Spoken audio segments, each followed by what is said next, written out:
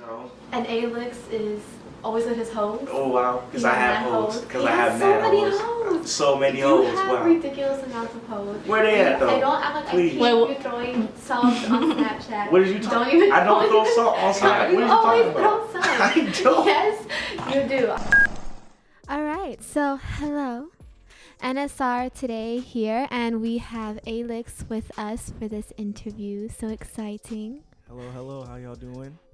It's ALX. Gang.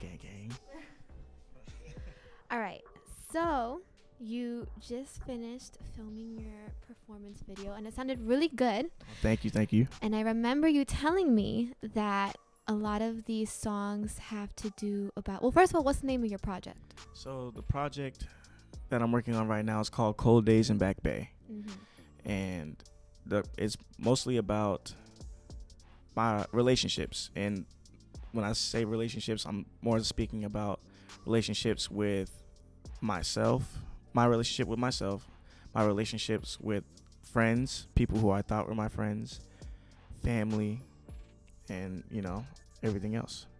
So it sounds like it's a pretty big project. I know you're releasing it soon. So I know that you do have a manager, but from what I understand, you pretty much make like your own beats, and you kind of write your songs and you come up with everything. So how do you come up with everything? How do you come up with like the aesthetic for it, the beats, the words? Like, how do you do all that?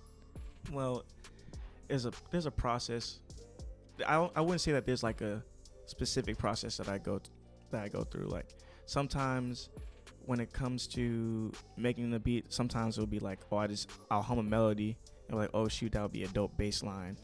And I'm not really good at the actual aesthetics of making the beat. So I have a lot of friends back home that are actually like really good, and they'll help me, sit down with me, and then they'll pick my brain and see exactly what I want. And I'm like, yes, that's exactly what I need. Other times I'll start off with lyrics, and the vibe of the lyrics, I'll be like, okay, what vibe are these lyrics giving me? And what chords, like what chord sounds are these lyrics giving me?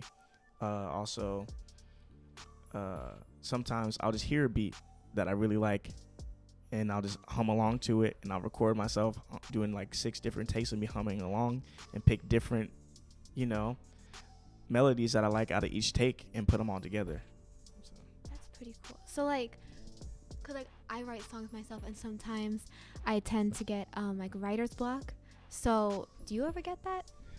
I used to, until I took lyric writing 1 here at Berkeley, and there was a method that my teacher taught me, and she said that pick a topic, pick a word, then what do you think of when you think of that word? Mm-hmm. What other words do you think of? So like, for example, you think of car, you think of fast. When you think of fast, you think of race.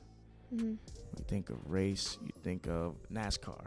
So you I'm in my car, moving fast, racing time, like just coming off with lyrics based off of that.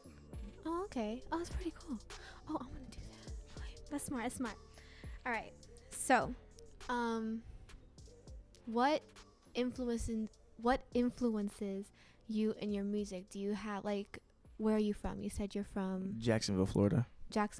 So is there like a vibe that kind of influences your music, or like what you grew up with? Because like with me, like I'm Puerto Rican, so when I do my music, sometimes I have like that Spanish vibe to it. So is that like the same thing for you, or do you get your inspiration from somewhere else? So I grew up in a very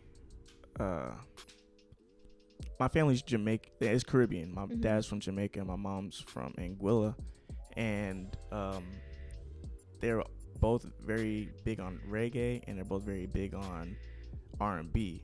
Okay. So I grew up in a very soulful household, I would say. And then as far as my music, like influences, I run off of emotion. When I first started writing music, I was in a rap group called the Skulls Boys. And I never wrote before, and my friend was like, Aaron, just write a verse. And it was a dumb verse, yeah, but it was very witty. And I was like, well, that was fun and all, but let me try to actually write a song that means something instead of just gloating about money and girls, which I did not have at the time. I was like 13, so let me actually write a song that pertains to my life. And then with practice, I think I became, where I got to where I am today, pretty much. Yeah, I mean, I love your music. I remember when I first met you last semester, like, I was obsessed with your song. What is it? Fill me in, fill me in. I love that song. So another thing that I wanted to ask you about is that when I first heard your music, you reminded me of Bryson Tiller. So is he like one of your inspirations? I think Bryson Tiller definitely came out with a sound that I like. Mm-hmm. I wouldn't say his sound is very dope to me. Right. As far as like inspirations, Chris Brown low-key put me on to music in like actually like loving music, only because growing up, when I first saw Chris Brown, I was like, oh wow, there's a light-skinned guy on TV dancing, and I was like, oh, that's mad dope. And like the first person I actually ever saw perform, like it was on TV, was Michael Jackson. Mm-hmm. And I was like, wow, he did the moonwalk one time, and I was like, wow, that's mad dope. And I was like maybe 7, and I was trying to do the moonwalk in my socks. I was like, how did you do that? And then I saw Chris Brown dancing, and I was like, whoa, so it's not like a skill that only one person can possess, like multiple people can do this. Mm-hmm. So then I saw that, and I was like, if he can do it, I can do it. Maybe not as well, but let me try. Oh, but you're a pretty good dancer anyway. Thank you. So I was like, let me try. So I actually first got into dancing. I've been singing all my life, but like wasn't really my thing. Yeah.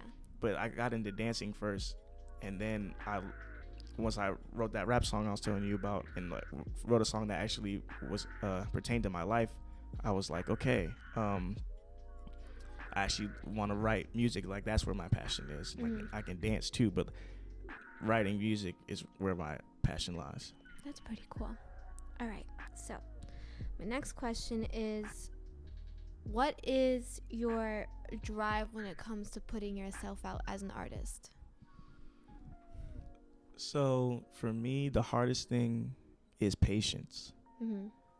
When I first got to Berkeley, I had no idea how to mix or master, or like I was in GarageBand making my own beats when I was in high school. Right. But I didn't know how to mix or master them, so it just sounded like a regular GarageBand beat. Mm-hmm.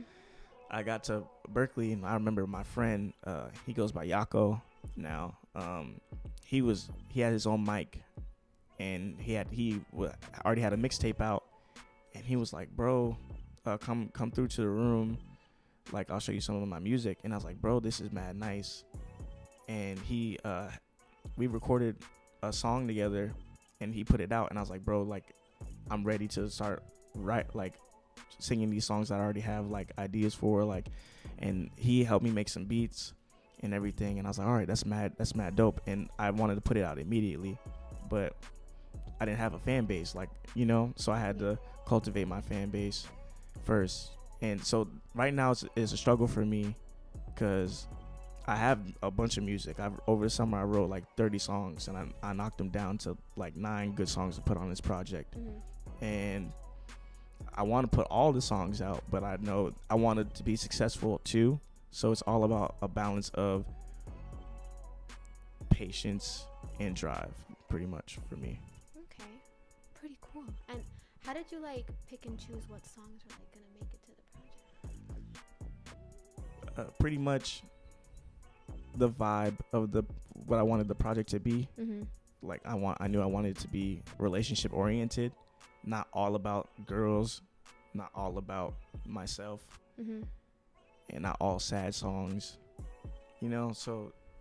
And at least over the summer, I was tending to write more sad songs. Mm-hmm. So I love them, but I wanted this project to be more of a variety. Right. So I just put them off to the side. Not that they'll never be released, but I just put them to the side. And I was like, all right, what do I want this project to be about? Mm-hmm. And I also have these songs I could, record and release later, and, right. and just keep releasing like songs. in the right time. Yeah. Okay, fair enough. So I remember you were telling me before you filmed your performance video that you kind of were nervous because some of the songs that you were singing were personal. So it happens to other people all the time where they can't sing their songs or they get scared to put music out because it touches a personal side of them. So how did you kind of get over that fear? Well, first I had to make sure that I was comfortable enough singing the song to myself. Mm-hmm. If I'm comfortable enough hearing it, then I call my closest friends, and because they're my closest friends, I always ask for them to be 100% with me. Like, what did you feel from this song 100%? Did you like the song 100%? And tell me. If you don't like it, tell me and be real with me. Once you get to that point, then you just escalate from there. Keep singing in front of your friends, because then you get comfortable with people watching you. Then you sing at an open mic or something. One of the songs that are very emotional for you, sing at an open mic, just so you get more comfortable. Then, keep escalating. And then from there, you'll become more comfortable. Okay. Is that like a really long process, or does it kind of like... It depends on the person, really, because it's all about when do you feel comfortable to take it to the next level, That's, you got to judge that personally. Okay. And so you said that you wrote like 30 songs over the summer, which is pretty... a little over exaggerated, but yeah. I mean, like, but still, a bunch of songs. And like, you go to school and you're working on your music, so like, like we both go to Berkeley and we both do our own music, so like I understand that it can be really time consuming, and like you have these other things you need to worry about, and then like your own personal life and then the music. So like, where do you get your kind of like determination and inspiration from to kind of like keep going with music? Because I know sometimes you kind of get like self-conscious and you start like overthinking, like, oh, maybe I shouldn't do this. So like, where do you get your determination from, like, keep going with this? For me, I don't think it's that much of a hassle, only because it's what I love to do, so the drive just comes with it. Like, working on music doesn't seem like I'm working on music, because it, like, in my off time when I'm not working on music and when I'm not at school, I'm literally just humming ideas or something. Like, I sing to myself constantly, and I'm not singing somebody else's song. I'm singing up ideas, and then sometimes I'll be like, oh shoot, that was a dope idea, let me get my phone out and record it. Or if my phone's dead, I'm just like, damn, and I'm stuck there, humming it over and over and over again, so that I keep it stuck in my head. And then, like, that motivates me to get into the studio and continue to work, because these ideas keep flowing. And sometimes it may turn into a bad idea, and sometimes I might get stuck. But to keep moving past that, you shouldn't think of every song as a hit, because then you feel the pressure of writing a hit song every time, and not every song that you write is going to be, a hit song. So continue, like, for me, knowing that I just continue to write, and whatever song I write that I like, that's where I go off of. Right. And so like, so since you're saying that like you don't expect every song to be a hit and all that, I guess you kind of hope for this whole EP thing to be successful and everything like that. So, where do you want to see yourself like 5 years from now? 5 years from now, I definitely just want to be at a place in my life where that is sustainable, making music so that people hear what I have to say. I want people outside of my friend group, outside of my friends, outside of my school, outside of my city, to hear what I have to say, because I know for a fact I'm not the only person feeling the way that I feel in songs, and I'm finding ways to express it in my music that I know people would be like, wow. Either people are going to feel two different ways about it. They're going to be like, oh, wow, I feel where he's coming from, or wow, he's really soft. But, to each their own. Like, I'm not expecting everybody to like what I'm doing, right. But that's the point. I'm writing this for people who will understand how I'm feeling. Mm-hmm. I mean, it's not always about like, being this hard ass person. Like, it's good to sometimes be soft. It's good. That's good. It's a good thing to do. And so my final question for you is, and I guess this will probably be a pretty interesting question since you're pretty much the music child. When you think of music, what is one word that comes to mind and why? Emotion, because whatever song comes on, you feel some type of way about it. Right. If you don't like the song, you're like, what's this song? Mm-hmm. If you like the song, okay, do you like it because it makes you happy? Do you like it because it reminds you of a time in your life where you were struggling and now you're past that, and now you're reminded that you're past that? Do you like it because it relates to your life? Mm-hmm. And what emotion is it bringing you? So. Okay, fair enough. So, thank you so much for coming to NSR and interviewing with me. Do you have an Instagram that you want people to follow? Oh, yeah. Follow me at ALX_ENT. ALX is spelled ALX. So it's ALX_ENT. My Twitter is also ALX_ENT. It's pronounced ALX, though. So, yeah. Not ALX. ALX. ALX. All right. Well, thank you, ALX. Thank you for having me.